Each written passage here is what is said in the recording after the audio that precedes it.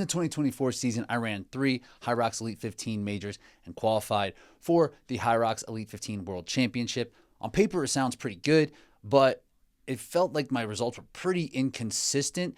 So upon reflection, I found 5 pieces of training that I put into place, some that worked really well and some that didn't work well at all. So in this video, I'm gonna go through each one of those and tell you which ones I'm gonna keep in my training and which ones that I'm gonna skip and that you should probably skip as well. Also, stick around to the end. I'm gonna give you my one main takeaway, my one main piece of advice that I've learned over the course of this year that is something that I'm going to keep in mind and that could really help you understand how to be better at HYROX. My name is Rich Ryan, 1/3 of the coaching team here at RMR Training with 2024 World Champion Meg Jacoby and 2023 Major winner Ryan Kent. So this first training concept is something that has worked wonders for my training in the past, but there's some elements of HYROX that are unique and I don't feel like it's going to serve my training going forward. It's called double threshold training. So double threshold training is certainly a trend in the running world and it's creating some high-level results across endurance in general. So basically what double threshold training is you do 2 quality run sessions per day on your quality days. So it could be like Tuesday, Friday, your quality days. So you do an anaerobic threshold training in the morning, you do a session in the evening. On Tuesday, on Friday, you do the same thing, morning, evening. This way you accumulate more time at anaerobic threshold without doing one big dense piece that can be harder to recover from. And you can go a little bit faster in this training because the chunks aren't going to be as much.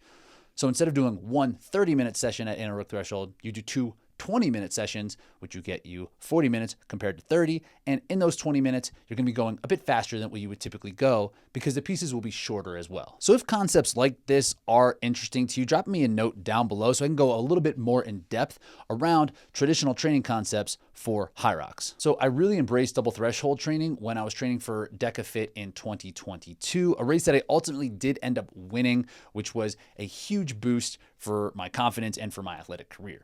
So I would run hard in the morning and then do some kind of DecaFit with hard running in the afternoon. And I did this for 8 to 12 weeks or so and got really, really running fit.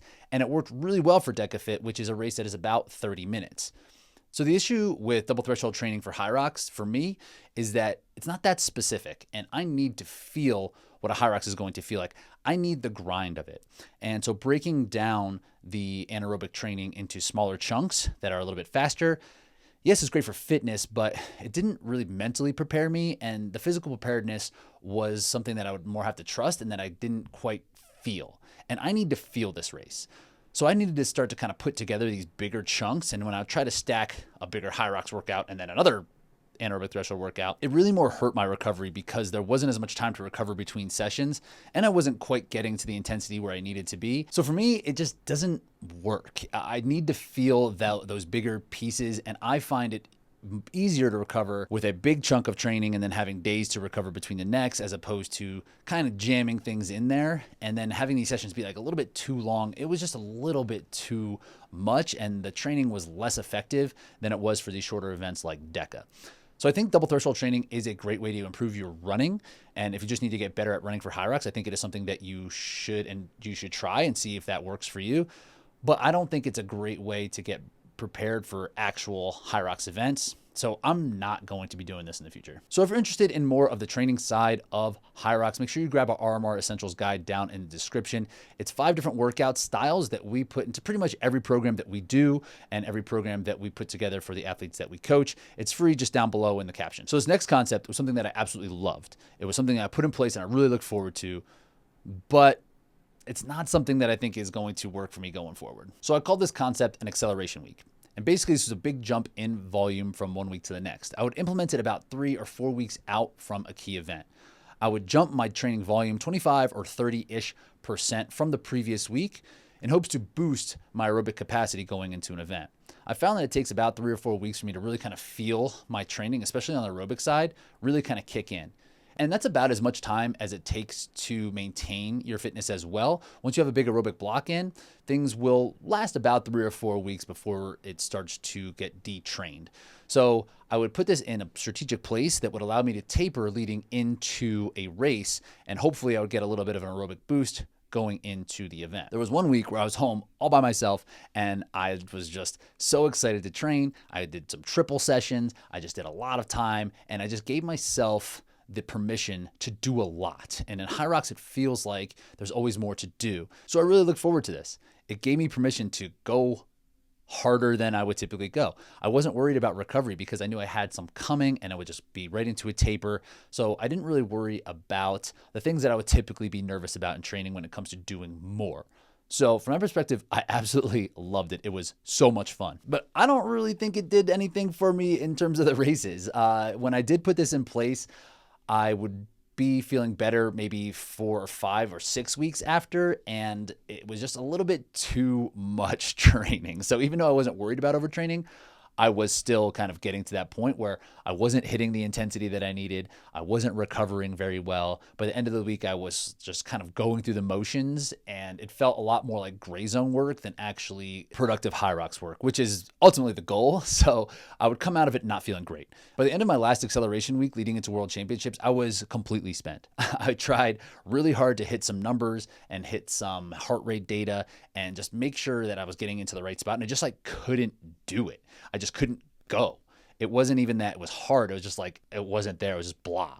And then coming out of the week, it felt that way for like the next week at least. So this is just like a little bit too much. If I was going to do this again, I would put it in place for a base building phase so that there is no worry about your performance and potentially you can get some boost for your training. So if you're going to do this, if I'm going to do this again, I'm not going to put it anywhere close to a race and I'm going to keep it way out from the race and potentially in the base building phase. So this next concept that I put in place, I can attribute to my absolute best race in early 2024 and my worst race in the middle of the season, really at World Championships. So what I did was made intensity the primary progression. So I had a race early in the season in Vienna in February where I was basically doing mostly this double threshold and some base building stuff. And I came into the event just not ready for the total intensity of an hour-long race. And I got kind of waxed. And it wasn't even that I was feeling bad. I just couldn't go and the intensity got away from me and I finished in 13th place or something like that. I think I was the last place finisher. So after Vienna, there was about 3 weeks leading into DC, which was the next major.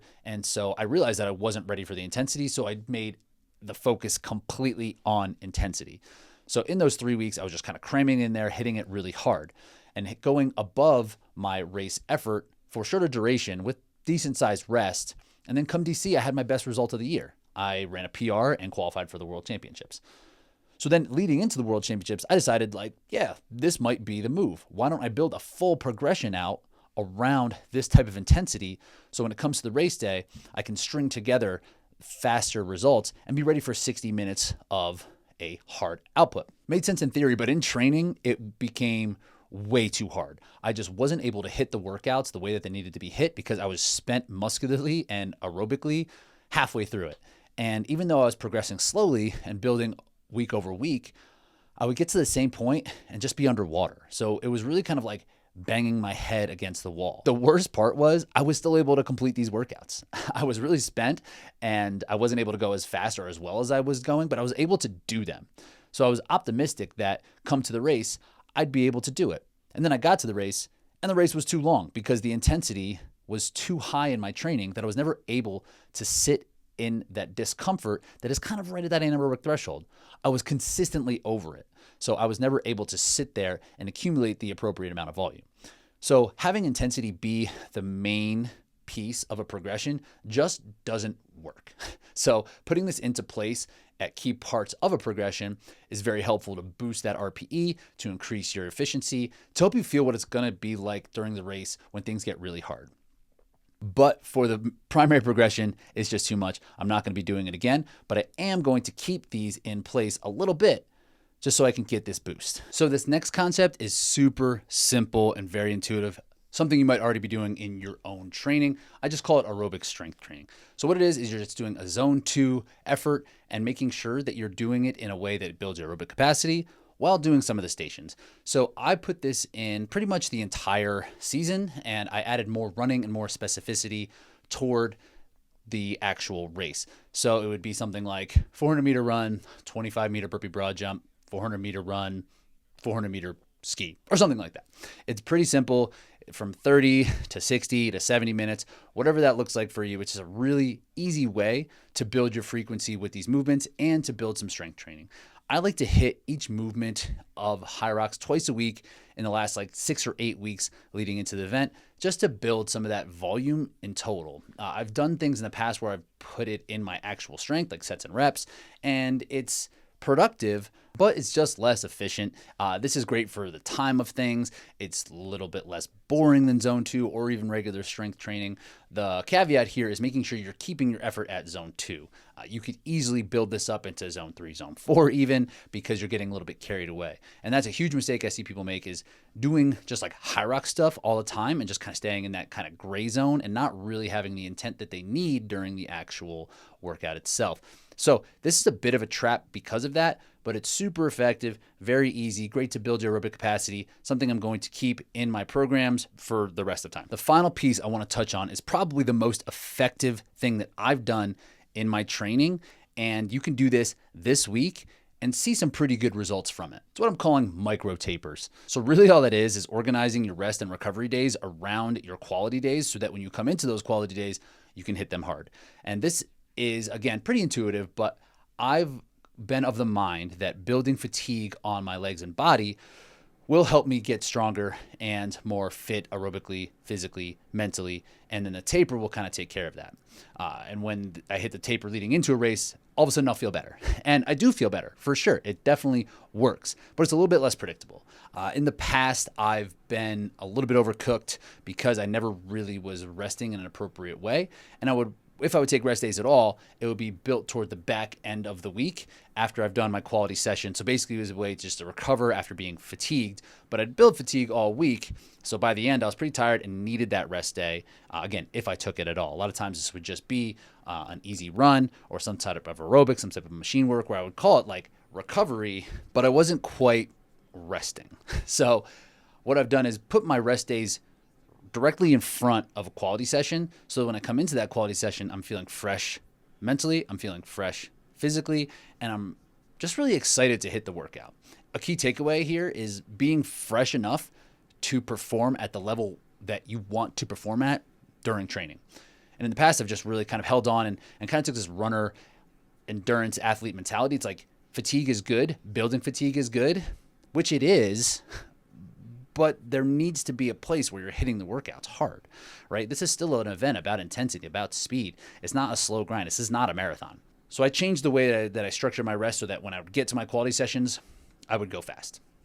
And again, this is super simple, a great way for you just to put this in practice. You can do this week, and you can hit your next workout and feel awesome about it. So this is probably the most effective and most simple thing that I did in my training toward the back half of the year that led to pretty good results from the World Championships in June to my first race here in October, where I cut off almost 4 minutes of my time.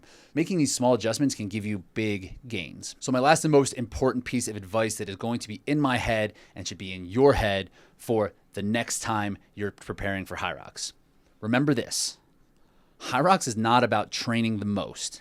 It's about performing your best.